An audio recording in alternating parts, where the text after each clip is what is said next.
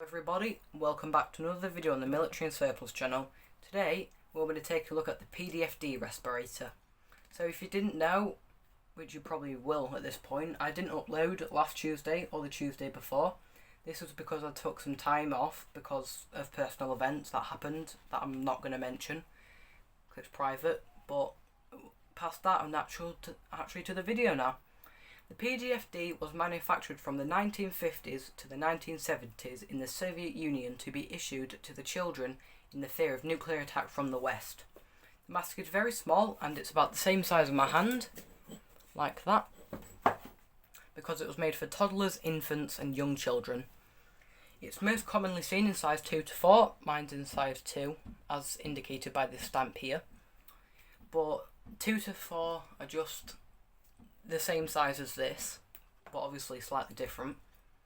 But size 1 has the exhale valve on this side and the the hose on the other side. And size 5 is exactly the same as this, but it's a lot bigger and it will fit an adult completely fine. The mask is made of a fairly thick rubber and it's quite durable, but it's also very flexible. I would say it's not as flexible as the GP5's rubber, but it's still very durable at the same time. Like I've said, it is quite soft as well and comfortable. Obviously it's way too small for me, so I won't be trying it on anytime soon. The hose on the front of this mask is permanently attached. You can't take it off without breaking it.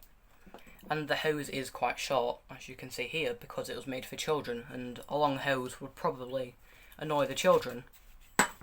And its exhale valve is located under, which is a double exhale valve system, but the hose doesn't feature that, I believe. I'll just have a look now. No, it's a single exhale valve, which is pretty poor design in my opinion, because if that gets lodged open, well, that doesn't really matter too much for the intake valve.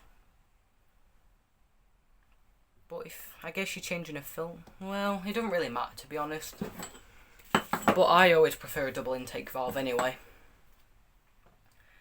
As I was saying, the filter that was issued to these was not the GP5 filter originally, but was later.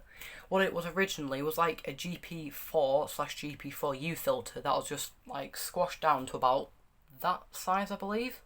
About this size, right there. And that's what it was issued with originally. But like I said, the later ones were issued with the GP5 canisters, because it was probably just cheaper and there was more of them available. So I didn't bring this satchel down with me today, but I did buy this from a car boot for about £10, and the satchel that came with mine was a 1977 British webbing pack for a battery for a radio pouch, which was quite big, and it honestly fitted the mask pretty good to be honest. But the original satchel that was issued with the kit was very similar to the GP4 or the GP4U satchel. As you might know, the mask does not feature any anti-fogging measures, no Tissot tubes or anything like that. So the kit did include the anti-fogging stick to rub it on the lenses.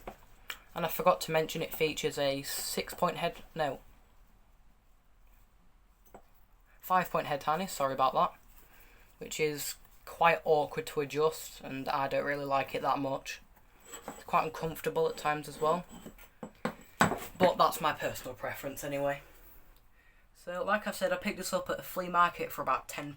It's a pretty good deal to be honest. There is some discoloration on it, it could be in better condition, but like, oh well, it's not made for protecting my life, so wouldn't really need to be in the best condition. So everybody, this was my review of the PDFD or the PDF7 children's respirator. Don't forget to like, comment and subscribe, and cheerio.